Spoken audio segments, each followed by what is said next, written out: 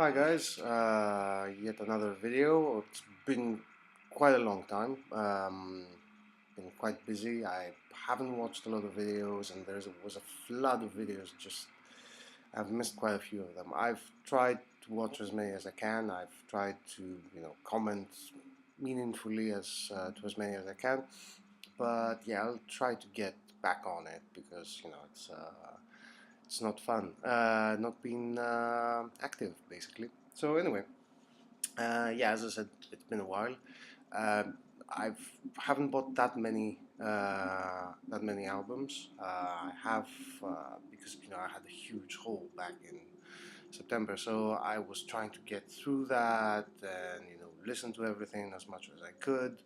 But there's always something new that comes up. So I have bought some stuff and I want to share them with you. So I'll start off with what's playing in the background. It is a band called Yatha. I don't know. You tell me. So you can see it's on the Brain label. It is a reissue, obviously. Back in black, thank God for that. Really good pressing, really good reissue. This is a gatefold, obviously, because I'm completely anal. This is this is not coming out of the the shrink wrap, as I do not take them out usually. However, it's a really good reissue. I think it's quite close to what the original would have been. It's cut out, if you can see. It's you can see here. It's cut out. Makes the actual thing here, which is part of the gatefold from the inside. And what it is, it's a bunch of people basically that did a session sometime in the 70s. I don't know when it came out. Oh, it came out in 1974, the year I was born. And it's a bunch of musicians that play pretty much, I have a flute, electric guitar, Moog synthesizer, drums, and percussion, and whatnot. And what this is basically one long song. It's called Meditation Mass, and it's part 1, part 2, part 3, and part 4, which is essentially the same kind of song. And it's this kind of dreamy, psychedelic jam, essentially. It's very beautiful, very beautiful. And it would have been, one of the best krautrock psychedelic albums I think that ever have been produced. But it does have something that just pretty much spoils it for me. Not spoils it, but I don't think that it's on par with the quality of the stuff that's on the music on this album. So they do have bits where they try to merge jazz in there, and I feel that it's not very successful. Now, do give it a go. It's really worth a listen. It's really, really beautiful. It has flute in it, and I haven't heard a rock slash psychedelic band that has flute in it and doesn't sound beautiful. And you can hear it in the background. It's really, really nice. They do play. It's like part 2, I think, and bit of part 1, and there are some jazzy bits that I'm not very sure or convinced about. How good jazz musicians they are, or if music actually blends well together. And if it did, pretty much like the Embryo record that I have, or what is it? I don't remember the title.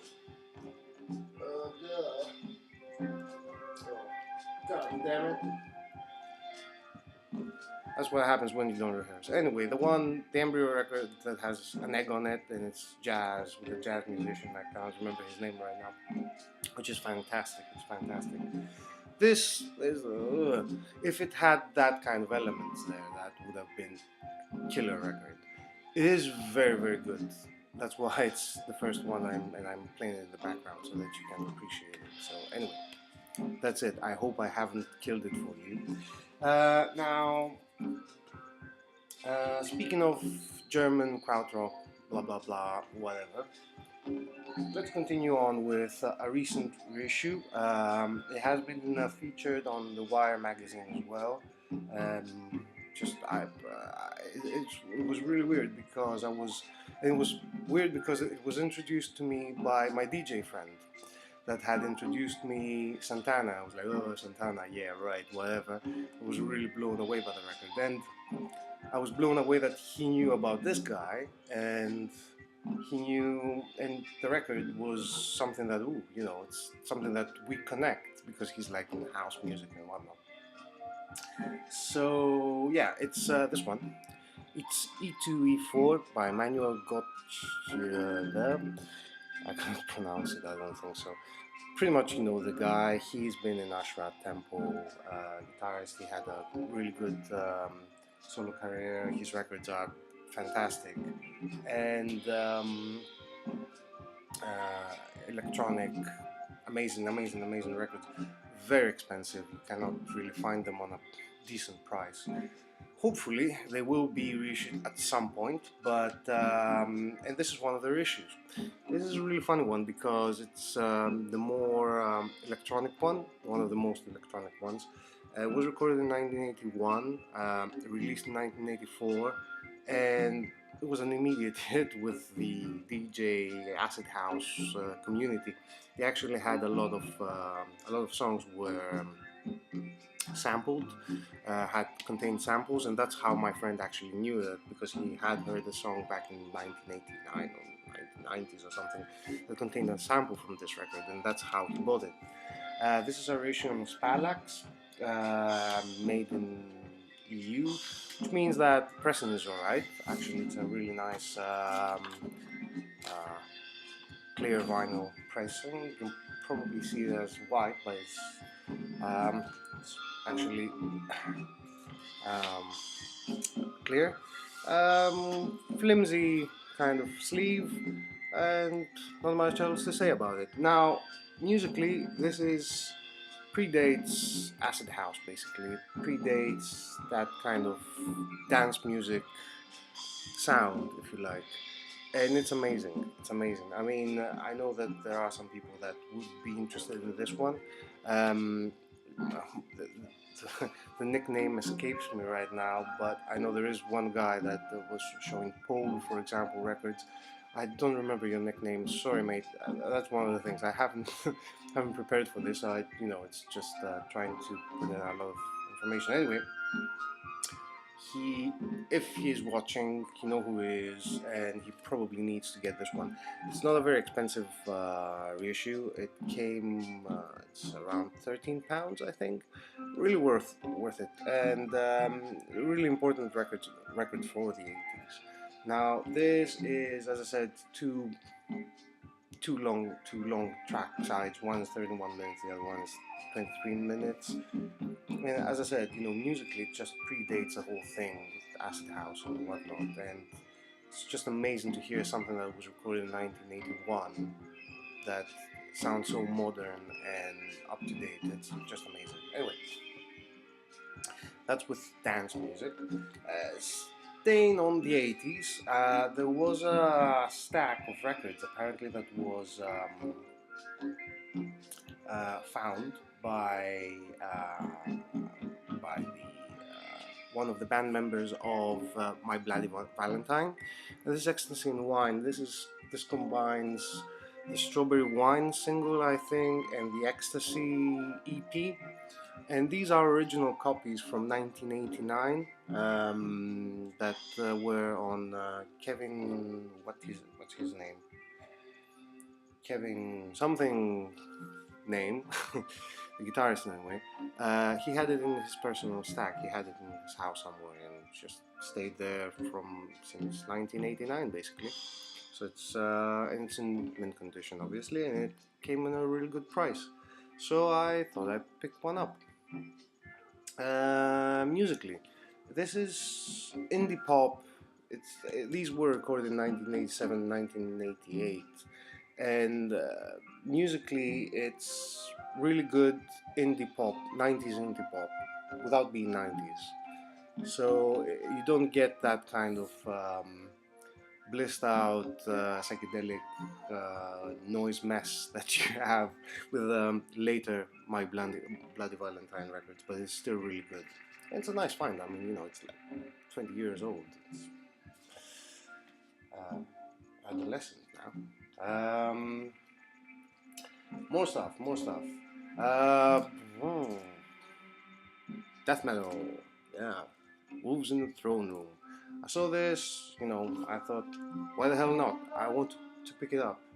And yeah, it's really good. Not much to say about this. I mean, Wolves in the Throne Room, atmospheric death metal, if you like. Female vocals. I adored Diadem of 12 Stars. I don't have it on vinyl, unfortunately, so I thought I better pick this one up because it's really, really good.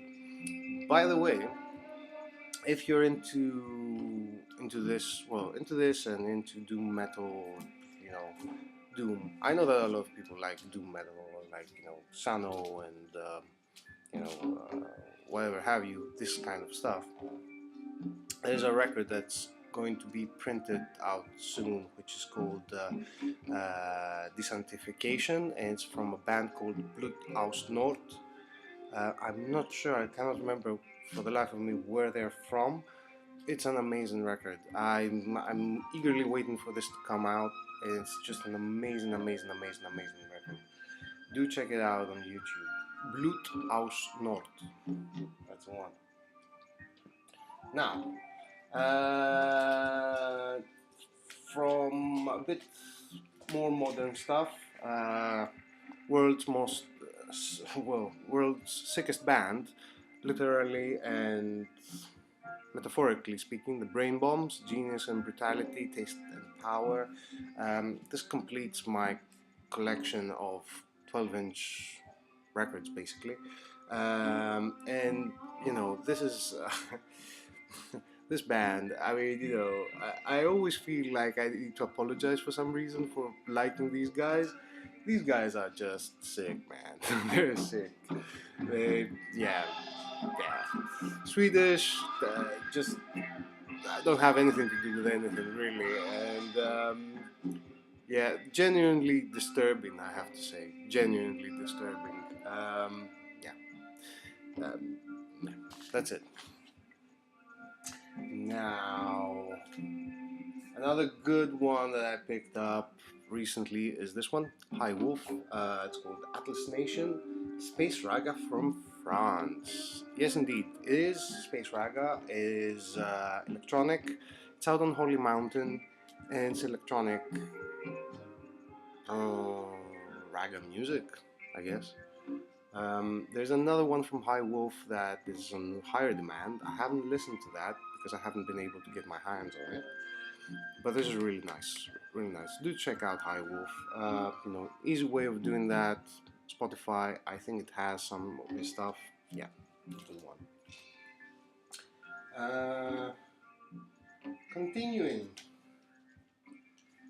Mark Hollis,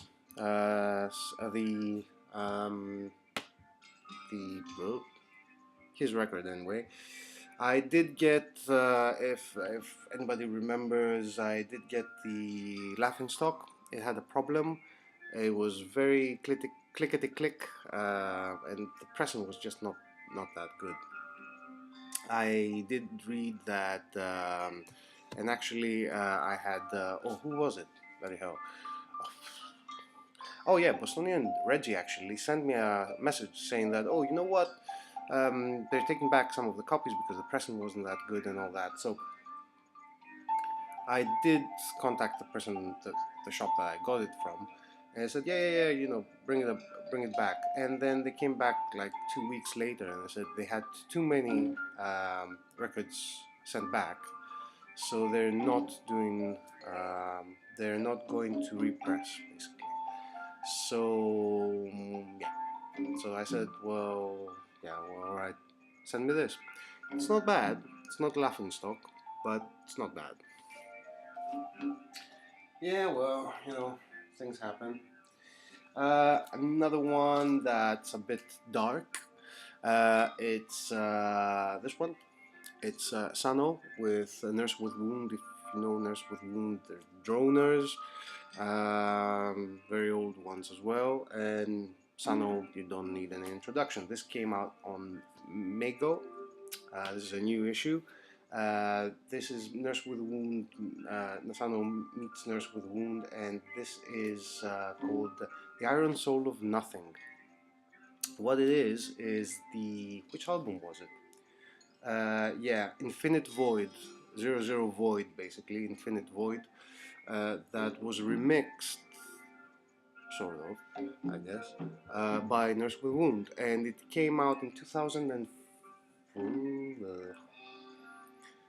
Yeah, Infinite Void came out in 2000. However, this was part of a 2 CD Japanese version of the album. Came out in 2007, I think, and they issued it separately. Really, really good stuff. Quite scary. Really nice pressing. Yeah, if you're into this, you're gonna buy it anyway. So you know, why bother even selling it to you? Now this one. This one is a record that a friend of mine told me that, you know, this is the record that everybody has but that nobody actually listens to, and I sort of have to agree with him, but I have to have it because of the reasons I will explain. So this is 20 Just Fun Greats by the throbbing Gristle. This is the latest reissue. Comes out, really nice reissue, by the way. Comes with this booklet, which wasn't on the original one, and yeah, the reason why I like this record is because it's very subversive. Obviously, Throbbing Gristle is industrial band. They did have, they did, they are credited with coming up with a genre of industrial music. They did have industrial records, which does imply that it is very uh, you know, it's non-music basically, and that's the whole thing about it, is that it's there to annoy you, to irritate you. It's not for your musical enjoyment. It's more of a statement rather than anything else. And this record, I love this record because it's so subversive. You can see them here in in this idyllic environment here with 1979, you know, I guess aspirational kind of attire for Brits. Beautiful scenery here with the flowers, good-looking girl, Land Rover in the back, which is here also showing, you know, it's like, oh yeah, middle class, you know, sort of thing that, you know, rappers would put, you know, they would have a, you know, a Ferrari or something, and they put this because it's 1979, it's different. You know, you see this, it's like stereo, it sounds, it looks like something that's very familiar from, you know, easy listening records. You see 20 funk greats, and I'm pretty sure that they were laughing their asses off, thinking that some bloke would buy this and put it with, you know, and say, oh, you know, I bought these 20 Jazz Funk Greats. I will relax with my glass of wine and just put this on, and he will fuck up his evening, basically. That's what they wanted. And I love it. I love it. Another interesting tidbit about this cover is that, and this is what's happening with this whole record, is that there is something boiling underneath. There is something that's completely wrong, and you see this, and everything. Oh, this is the bit that I was saying that doesn't fit very well. The Yatha Sintra bit, which but the rest of it is really good. What really I like the subversiveness of the humor here, is that you all see all this, which looks really nice and very respectable and aspirational even. Um, and this picture was shot in the White Cliffs of Dover. It's a place where people jump off to kill themselves because it's quite steep. It's you have seen the White Cliffs, and this is where they took the picture. So there is something that's just, something subversive about it that I just love. And it's not the record that I would say that I will put and listen, and say, oh, it's a Sunday afternoon and I'll have my glass of wine and relax with a nice record and I'll put Throbbing Gristle's 20 Just Fine Greats. The title, I mean, it's so subtle, it's so nice, so I love it. It's great, guys. Good one. Thumbs up. Anyway, that's about Throbbing Gristle. Oh, need to change sides, sorry.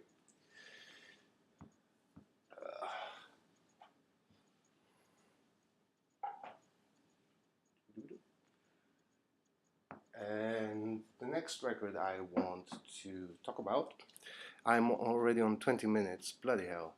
I've shown 5 records or something. Something that I have shown some of these people's records. It's the Taj Mahal Travelers. There has been a reissue recently, a bootleg reissue of some of their live recordings, which was July, I think the July ones.